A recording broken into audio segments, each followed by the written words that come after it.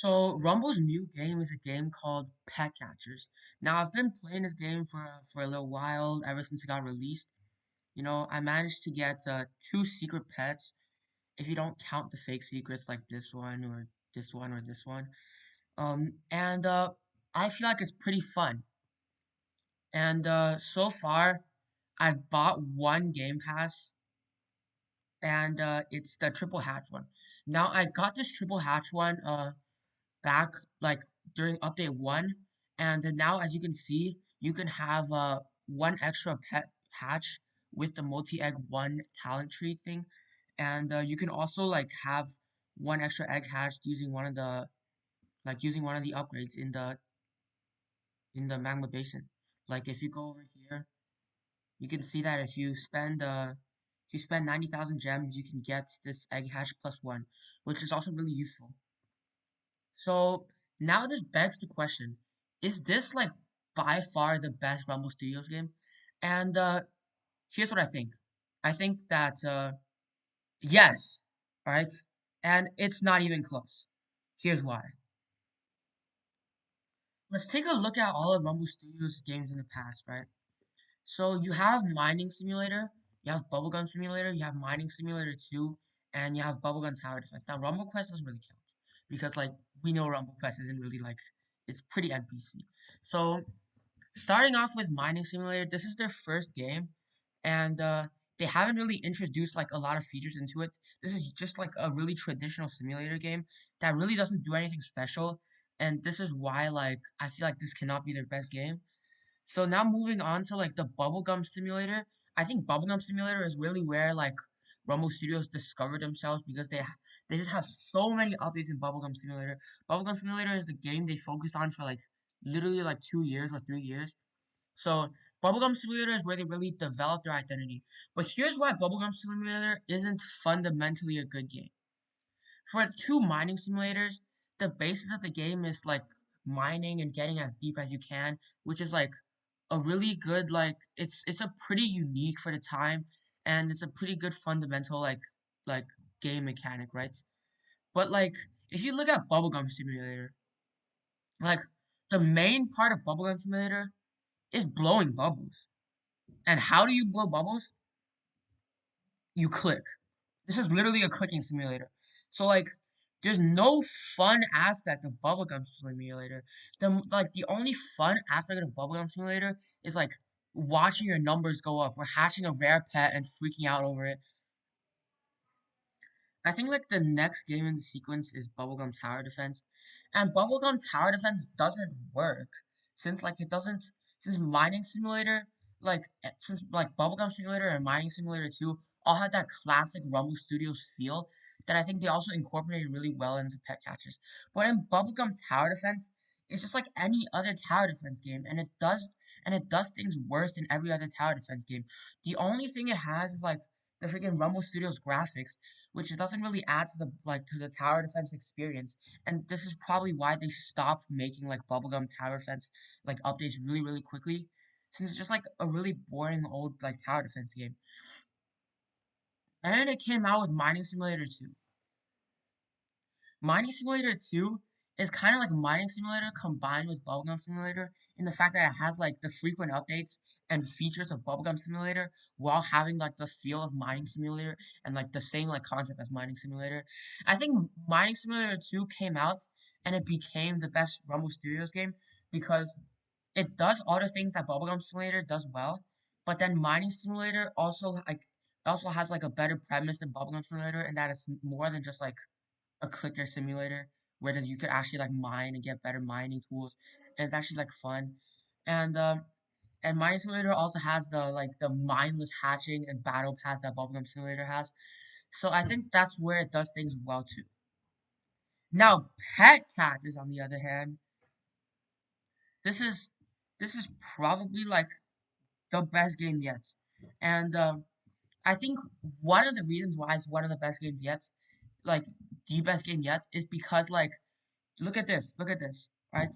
Like, welcome to Pet Catchers. Complete quests, go fishing, and play mini games to get rare loot. There's boss fights in Pet Catchers. There's mini games in Pet Catchers. There's fishing in Pet Catchers. Like, it's more than just like trying to mine or try to click and blow bubbles and mind-numbingly hatch a bunch of pets until you get rare ones. It's more of just like, oh, like the casual, like mini, like the real, like simulator aspect of it. There's more features in pet catchers. It's not just all about AFKing in pet catchers, and that's why like pet catchers is just fundamentally like a better game. Now, if we go back into this game over here, as you can see, like a couple minutes ago, this royal doggy spawn, and I paused my recording to try to catch it, but like I couldn't catch it, and I didn't want to use a perfect cube, so it just ran away.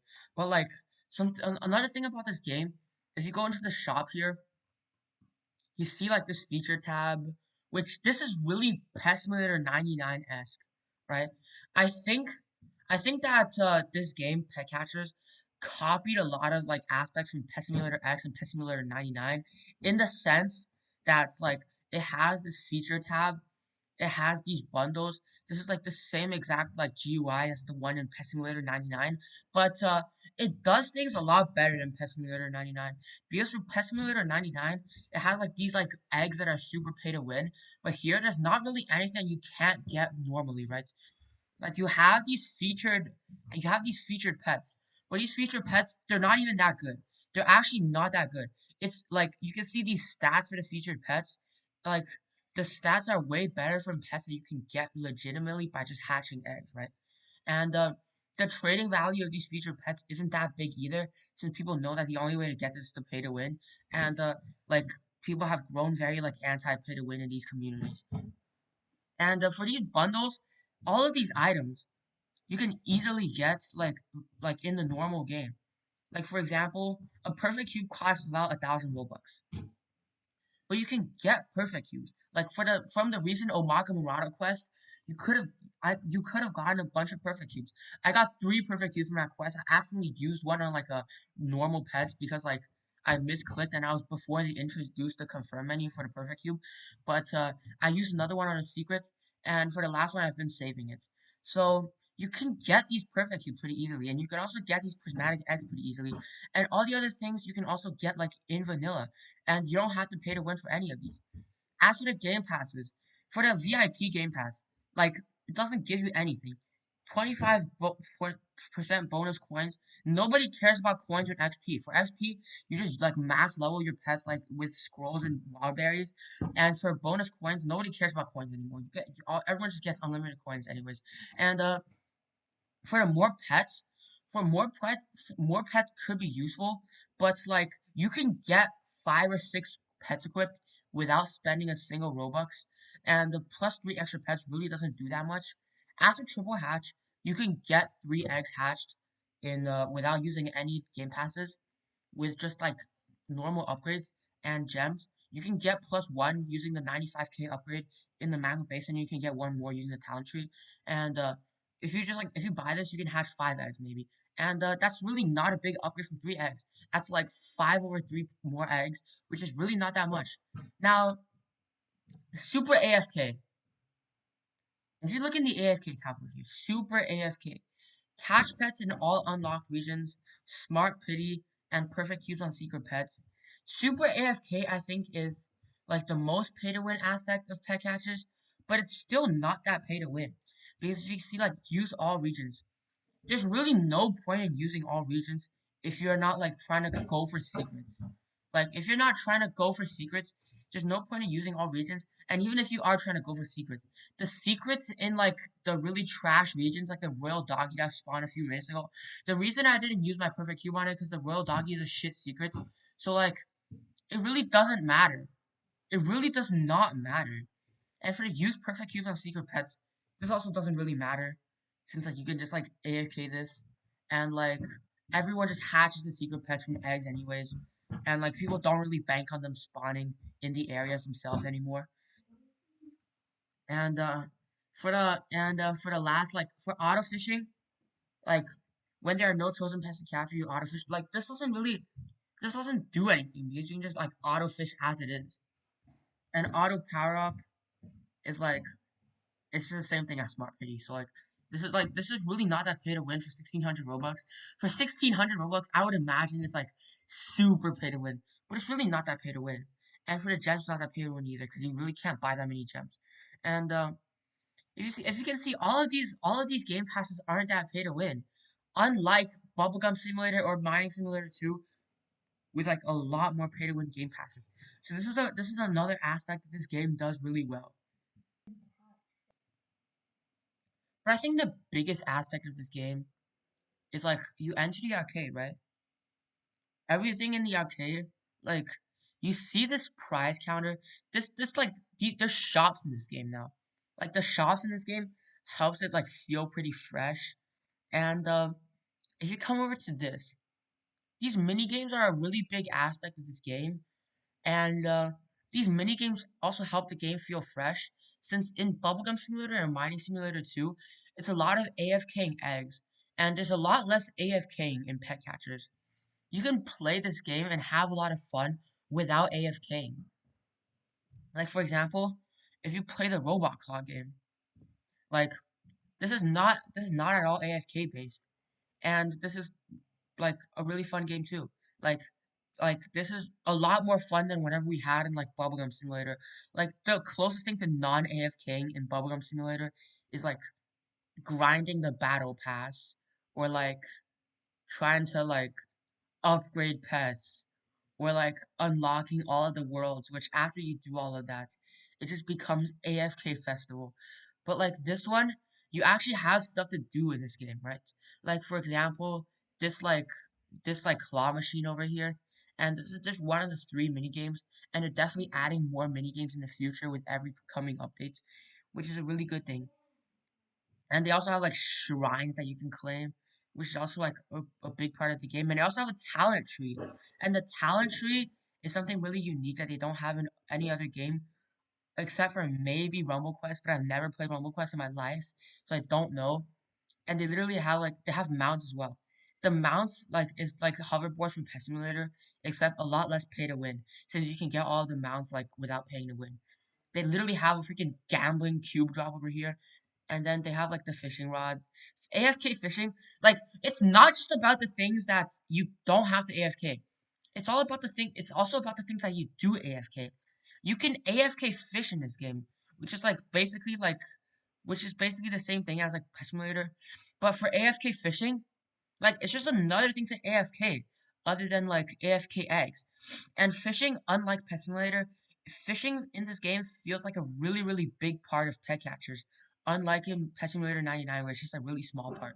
And it's like between catching fish and catching eggs and like and catching pets in general, this game has a lot to AFK and not just eggs, which is like more content in general as well. Not to mention, this game also has boss fights. Boss fights are things that like is best done without AFKing. You can AFK the King Slime and the Kraken, but you can't AFK the Hypercore. They realized that you could AFK like the Kraken and the Slime, so like they added the Hypercore as a way to like have a boss fight that's not AFK based, and it's actually really fun. They have like a whole obby in here, which is like really fun, and I've been enjoying myself beating this boss. So like it's like a lot of like non AFK things combined with a lot of like unique AFK things that we just like we can AFK whatever we want, and I think that's like a lot of the big part of what keep this game very fresh, and I think this game has a lot of potential. This game definitely has more potential than Mining Simulator 2. I think Rumble Studios is never gonna replicate the success they had with BGS, just because like BGS was like a breath of fresh air into the like simulator community, and now simulators have been like so done to death. But I think Pet Catchers has really good potential to be like their second most successful game after BGS.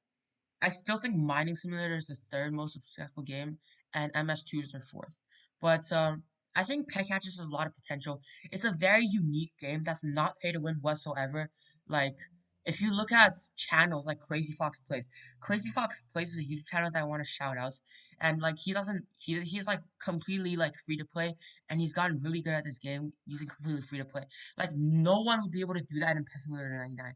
And like for this game, it's really good because like it's not pay to win and it's very fresh. You have a lot to AFK, and you have even more to not AFK. And I think this game is just really good, and I'll be definitely looking forward to making more videos on this game in the future. And you know, I'll see you guys on the next one. We only have a few videos left until our 1,000th video special.